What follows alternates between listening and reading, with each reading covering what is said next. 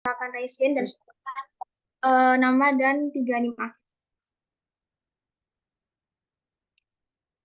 Oke, untuk Bresta, dipersilahkan.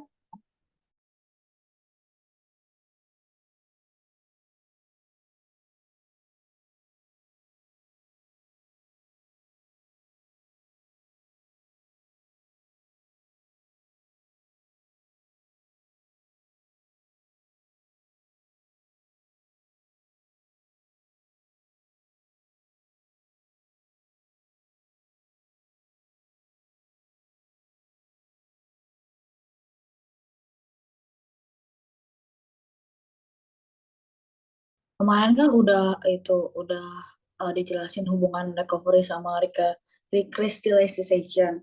Tapi apakah ada hubungannya selain di PPT gitu sama recovery sama recrystallization? Ya, itu.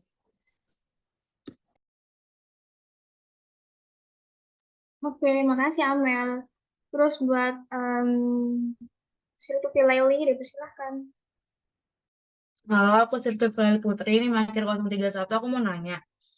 Kan di materi dislokasi dan deformasi plastik itu udah jelasin bahwa struktur kristal tertentu, bidang stripnya merupakan bidang yang memiliki densitas atom paling tinggi. Nah, apa sih contoh dari kristalnya dan mengapa hal tersebut bisa terjadi? Makasih.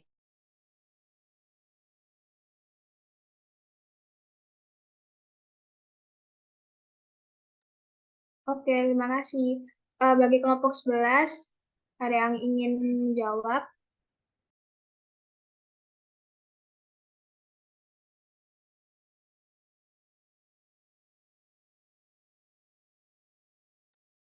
Aku izin jawab pertanyaannya Amel dulu kali ya. Tadi Amel tanya kalau nggak salah tentang perjelas hubungan antara recovery dan recrystallization. Jadi, recovery dari crystallization atau rekristalisasi, biar gampang kita nyebutnya, itu samanya di tahap awal recovery itu tahap awal recovery adalah mengurangi tegangan dan kekerasan dalam material yang merupakan persiapan untuk tahapan selanjutnya yaitu rekristalisasi. Jadi rekristalisasi tidak dapat berjalan dengan baik tanpa adanya tahapan recovery yang memungkinkan adanya dislokasi untuk bergerak dan menghilangkan sebagian tegangan gitu. Apakah menjawab, Amel? Jawab, makasih ya, Mei. Oke.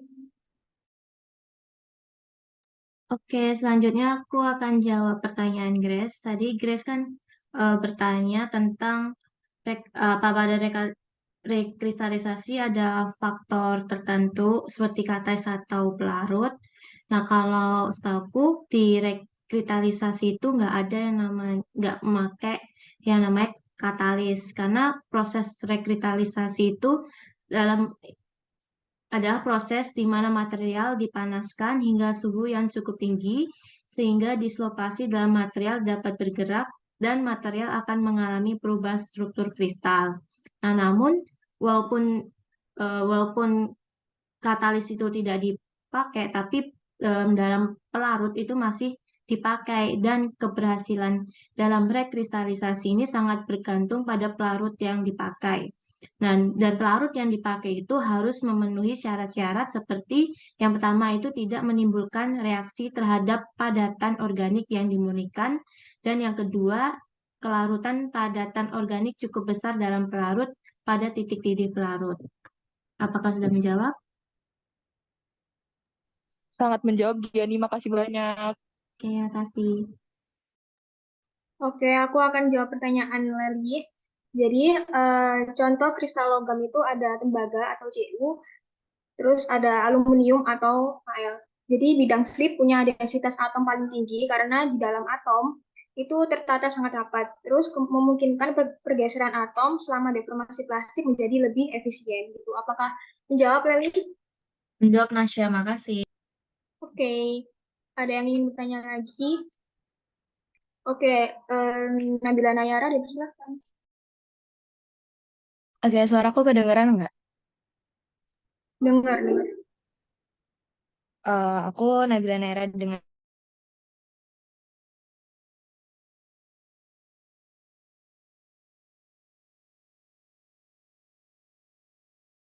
gitu untuk meningkatkan kekuatan sama sifat mekaniknya itu. Makasih. Oke, terima kasih atas pertanyaannya. Terus Gisela, dipersilahkan. Oke, terima kasih atas kesempatannya. Aku bisa Cantitan NIM 019. Aku mau nanya, kan kemarin kalian sempat bahas tentang twinning deformation. Nah, apa sih contoh nyata dari penggunaan twinning deformation? Terima kasih. Oke, terima kasih atas pertanyaannya. Karisma, dipersilahkan.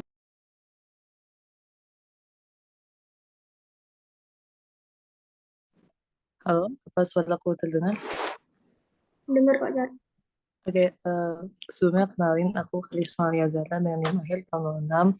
Aku ingin bertanya tentang gimana dislokasi dapat memengaruhi ketahanan suatu material terhadap korosi. Nah, itu gimana? Terima kasih. Oke, terima kasih, Karisma.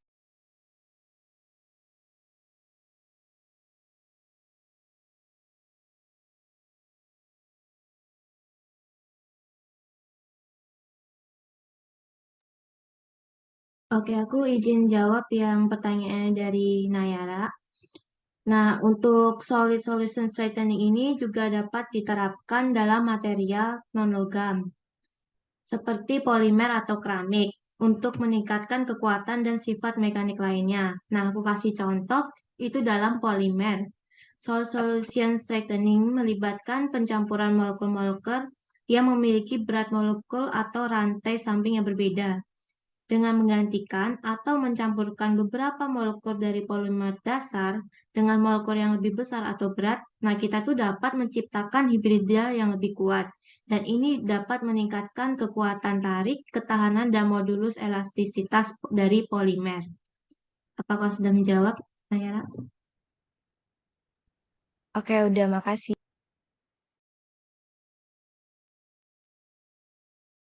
Oke, ini aku coba jawab untuk pertanyaan Gisel ya tadi. Kalau nggak salah pertanyaannya itu contoh nyata dari twinning deformation ya.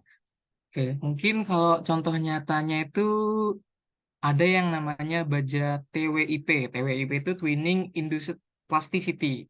Nah, baja TWIP ini kita baca aja kayak baja TWIP. Nah, baja TWIP ini adalah jenis baja yang dirancang untuk memiliki tingkat kekuatan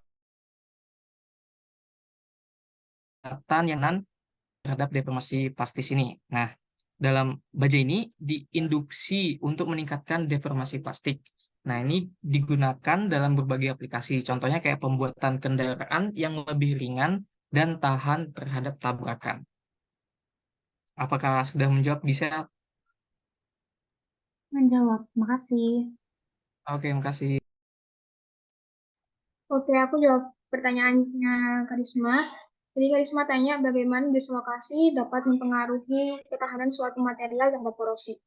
Jadi ada beberapa mekanisme yang dapat mempengaruhi ketahanan suatu material terhadap korosi. Jadi yang pertama itu ada permukaan yang terekspos. Ini dapat mengakibatkan peningkatan area permukaan yang terekspos pada lingkungan korosif, kayak air atau udara. Jadi lebih banyak area permukaan yang terbuka, semakin besar peluang reaksi kimia antara material dan zat korosif. Terus yang kedua ada stres konsentrasi. Jadi ketika material mengalami beban mekanis, dislokasi dapat memfokuskan stres pada titik-titik tertentu yang dapat mempercepat korosi pada tegangan. Terus yang terakhir ada menciptakan daerah yang lebih rentan terhadap reaksi korosif dan memfasilitasi kondisi yang mempercepat korosi gitu. Apakah telah menjawab, Karisma? Sudah, terima kasih. Oke. Selanjutnya Aulia silahkan. Halo, suara aku kedengeran nggak? Dengar. Oke, kenalin aku Aulia dengan NIM akhir 018. Di sini aku mau tanya, apa sih tantangan utama dalam mengendalikan deformasi edge selama proses manufaktur? Tuh, terima kasih. Oke, terima kasih Aulia. Deva, dipersilahkan.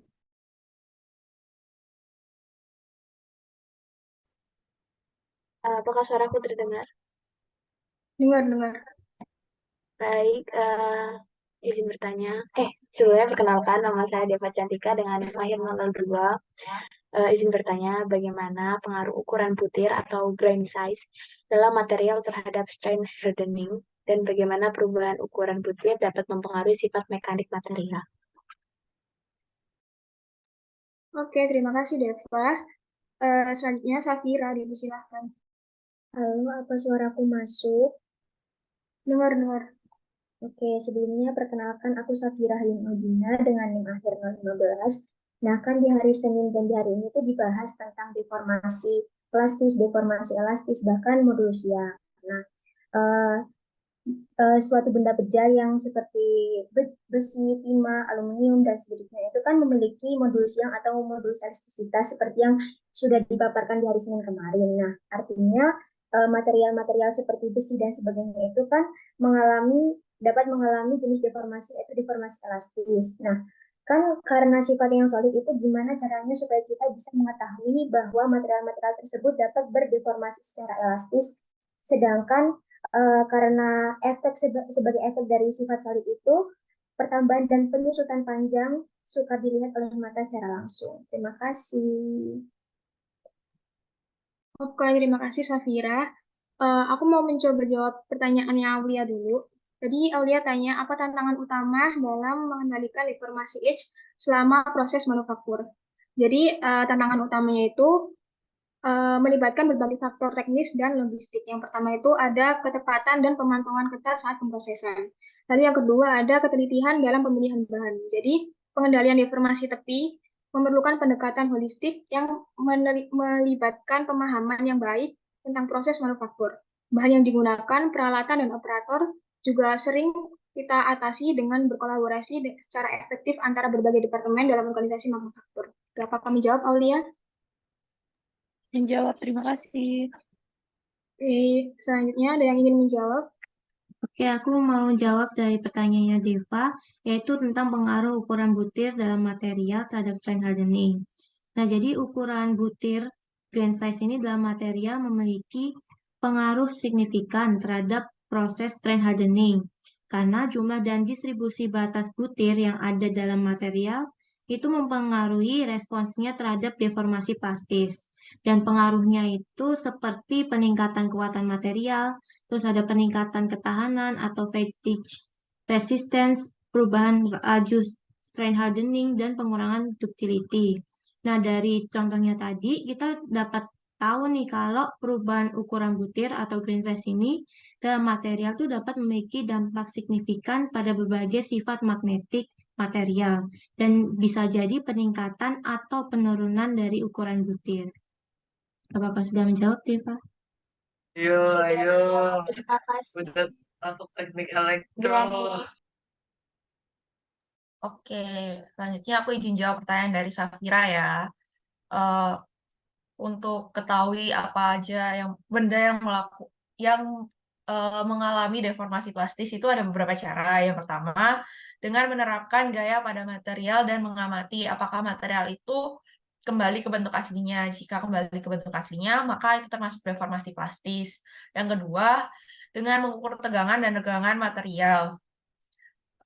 Deformasi elastis ini akan terjadi jika tegangan yang diberikan pada material sebanding dengan regangan yang dihasilkan.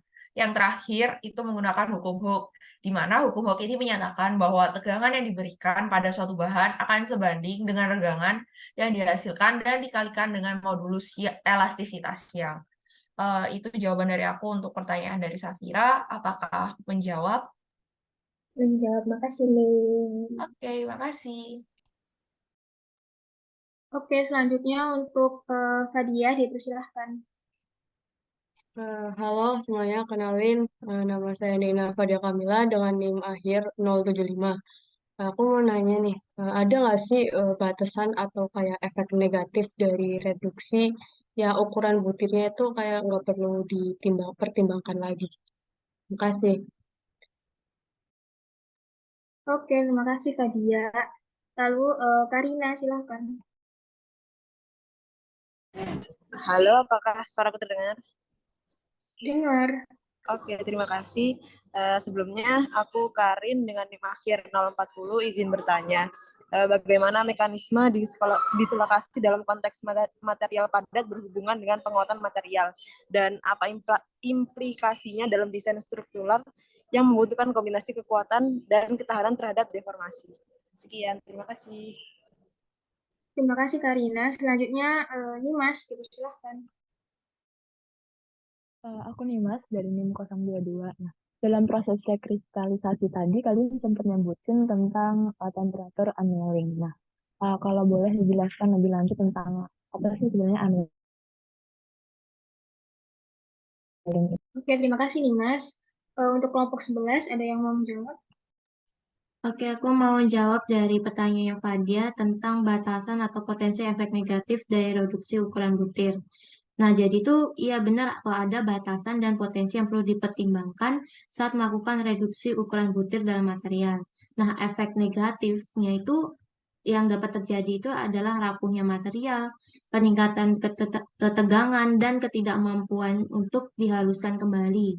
Nah, maka dari itu, kalau kita mau mengatasi potensi efek negatif ini, kita bisa melakukan reduksi ukuran butir itu dengan cermat dan memperhitungkan sifat-sifat material yang diinginkan dalam aplikasi tertentu, seperti pengendalian parameter proses, pengajuan kualitas material, dan pemahaman mendalam tentang mikrostruktur dan sifat material sangat penting dalam mencapai hasil yang diinginkan. Apakah sudah menjawab? Saya menjawab, makasih. Oke, mungkin aku jawab buat pertanyaan Nimas ya, yang tadi tentang annealing. Jadi, annealing ini merupakan proses pelakuan panas pada material padat yang melibatkan pemanasan hingga suatu suhu tertentu. Nah, suhu tertentu ini bakal mengubah struktur kristal dan menghilangkan cacat, serta mengubah sifat-sifat material. Hal ini dapat menghasilkan struktur kristal yang lebih teratur, mengurangi kekerasan, menghilangkan tegangan internal, dan mengubah sifat-sifat material sesuai dengan kebutuhan aplikasi. Pemilihan jenis annealing dan parameter ini bakal bergantung pada jenis material dan tujuan dari proses annealing itu sendiri. Apakah sudah menjawab? Sudah, makasih ya. Oke, makasih.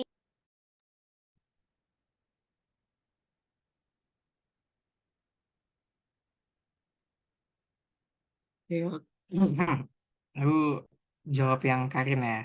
Oke, jadi mekanisme dislokasi dalam material padat itu melibatkan pergerakan atomik atau molekular dalam material yang dapat menyebabkan perubahan dalam struktur kristal dan sifat mekaniknya. Penguatan material dapat dicapai dengan menghalangi atau memperlambat gerakan dislokasi, seperti dengan mengintroduksi pengerasan pada tingkat mikroskala melalui proses deformasi plastik atau dengan menciptakan hambatan pada tingkat mikrostruktural melalui teknik seperti paduan atau struktur komposit. Dalam desain struktural, pemahaman tentang mekanisme dislokasi dan penguatan material penting karena dapat digunakan untuk mengoptimalkan material dan proses produksi, sehingga menciptakan struktur yang memenuhi persyaratan kekuatan dan ketahanan deformasi yang diperlukan. Apakah sudah menjawab? Sudah, terima kasih. Baik, terima kasih.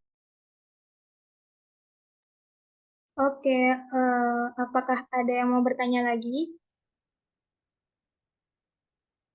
Oke, Zidan, silahkan. Oke, makasih buat kesempatannya. Sebelumnya suaraku kedengeran jelas. Dengar. Oke, oke. Aku mau bertanyakan eh, apa namanya dislokasi ini sangat erat kaitannya dengan bab yang aku presentasi juga dulu, compression and solid ya. Nah, ada salah satu pertanyaan teman kita waktu itu, dia bilang kalau gimana sih cara uh, ngembaliin dislokasi itu. Nah, jawabannya kan dengan kristalisasi. Yang aku mau tanyakan adalah apakah dengan kristalisasi ini kualitas dari bahannya itu semakin bagus atau bagaimana, ataukah sama saja? Terima kasih. Mungkin itu aja. Oke, kelompok 11 ada yang mau menjawab? Aku izin jawab. Oke, jadi pengaruh kristalisasi terhadap kekuatan bahan itu bisa bervariasi. Ada yang namanya pemulihan sebagian. Itu dalam beberapa kasus pemulihan sebagian ini hanya mengembalikan sifat-sifat sebagian, sifat-sifat mekanis, terutama jika deformasi plastik yang terjadi dalam bahan masih terbatas. Kemudian juga ada namanya peningkatan kekuatan. Jadi malah semakin meningkat kekuatannya. Terus juga ada depresi kekuatan. Nah, ini di mana deformasi plastik itu menghilangkan kekuatannya. Kayak gitu. Apakah sudah menjawab? Oke, sangat-sangat jawab. Terima kasih. Oke, makasih. Oke, karena waktunya juga udah mepet, kami mau ngucapin terima kasih banget bagi kalian yang udah bertanya. Semoga jawaban dari kita tadi dapat membantu dan dapat menambah pengetahuan kalian semua. Oke, sebelum kita akhiri, kita mau dokum dulu. Open cam, please, semuanya. Ayo, open cam.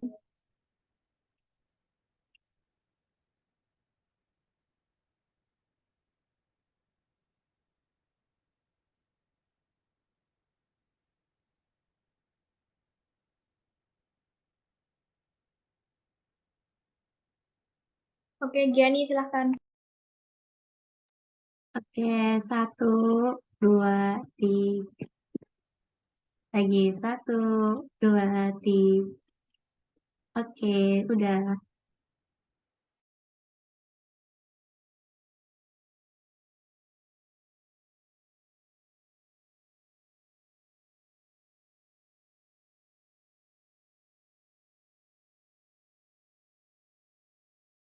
Ya, terima kasih banyak teman-teman semua. Terima kasih. Makasih semua.